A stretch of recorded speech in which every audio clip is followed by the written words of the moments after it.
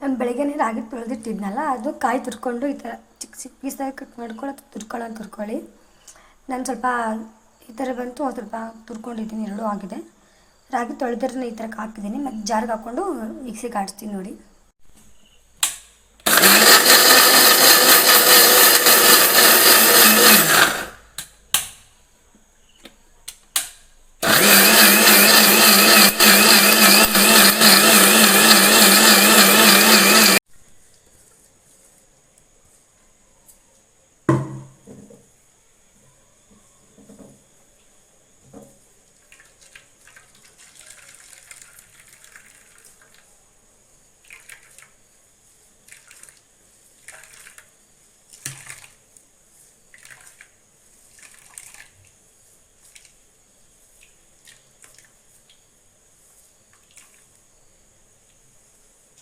ನೋಡ್ಬೋದು ನೀವು, ಈ ಥರ ಉದ್ರುದ್ರಗಾಗಿ ನೈಸಾಗಿ ಆಗಿದೆ.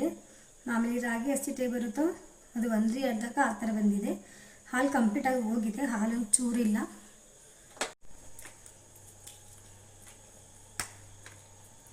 ನೋಡ್ಬೋದು, ಒಂದು ಉಂಡೆ ಬೆಲ್ಲ ಫುಲ್ ಹಾಕಿದ್ದೀನಿ.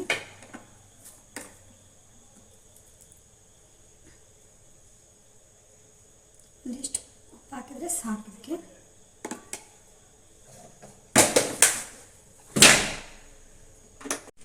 ಒಂಚೂರು ಬಿಡದೇ ಇರುತ್ತೆ, ತಿರುಗ್ತಾ ಇರಬೇಕು ಚೆನ್ನಾಗಿ. ನಾವು ಕೈ ಆಡ್ಸೋದನ್ನ ಬಿಟ್ಟರೆ ತಳ ಕಚ್ಕೊಳ್ಳೋ ಸಾಧ್ಯತೆ ಇದೆ, ಚೆನ್ನಾಗಾಗಲ್ಲ. ಕಂಟಿನ್ಯೂ ಆಗಿ ಇದೇ ಥರ ತಿರುಗ್ತಾನೆ ಇರಬೇಕಿದು. ಚೆನ್ನಾಗಿ ನಾವು ಕೈ ಆಡಿಸೋದ್ರಿಂದ ಚೆನ್ನಾಗಿ ಬರುತ್ತೆ. ಎಲ್ಲೋ ಉಂಡೆ ಕಟ್ಕೊಳ್ಳಲ್ಲ ಇದರಿಂದ ಇದ್ದರೆ ಇನ್ನೂ ಚೆನ್ನಾಗಿ ತೆಳ್ಳಗಾಗುತ್ತೆ.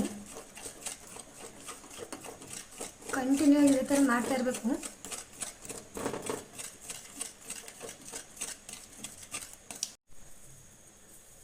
ನನಗೆ ಯಾಕೋ ಬೆಲ್ಲ ಕಮ್ಮಿ ಆಯಿತು ಅನಿಸೋದ್ರಿಂದ ನಾನು ಸ್ವಲ್ಪ ಸಕ್ಕರೆ ಹಾಕ್ತಾಯಿದ್ದೀನಿ. ಕಮ್ಮಿ ಆಗಿದೆ ಅನಿಸ್ತಾ ಇದೆ ನನಗೆ ಯಾಕೋ ಬೆಲ್ಲ.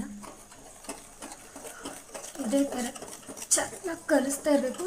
ಸಕ್ಕರೆ ಹಾಕಿದ್ರೇನಿಲ್ಲ, ಚೆನ್ನಾಗಿ ಕರಗುತ್ತೆ ಬಿಸಿ ಇರೋದ್ರಿಂದ. ನೋಡ್ಬೋದು ಈ ಥರ ಆಯ್ತಾ ಇದೆ ಇದು ಚೆನ್ನಾಗಿ. ನೋಡ್ಬೋದು ನೀವು, ನಾನು ಎರಡು ತಟ್ಟಕ್ಕೆ ಚೆನ್ನಾಗಿ ಎಣ್ಣೆ ಸೋಸ್ತಾ ಇದ್ದೀನಿ. ಚೆನ್ನಾಗಿ ಎಣ್ಣೆ ಸೋರಾಯಿತು.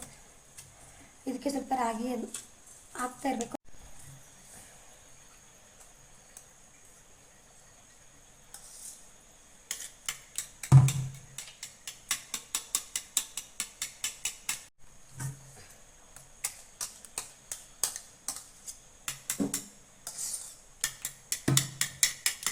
ನೋಡಿ ಈ ಥರ ಆಗಿದೆ. ಹುಗ ಕೂಡ ಒಯ್ತಾ ಇದೆ ಚೆನ್ನಾಗಿ. ಇದು ಒಂದು 15-20 ನಿಮಿಷ ತಣ್ಣಗಾಗಿ ಬಿಡಬೇಕು. ಆ ನಂತರ ಇದು ಫ್ರಿಜ್ಜಲ್ಲಿ ಇಡಬೇಕು 2 ಅವರ್. ನಿಮಗೆ ಇಷ್ಟ ಆಗೋ ಡ್ರೈ ಫ್ರೂಟ್ಸ್ ಹಾಕೋಬೋದು. ನನಗೆ ಇಷ್ಟ ಆಗೋ ಡ್ರೈ ಫ್ರೂಟ್ಸ್ನ ಹಾಕ್ತಾಯಿದ್ದೀನಿ. ಅದಕ್ಕೆ ಸ್ವಲ್ಪ ಬಾದಾಮಿ ಮತ್ತು ದ್ರಾಕ್ಷಿ ಗೋಡಂಬಿ ನೋಡ್ಬೋದು.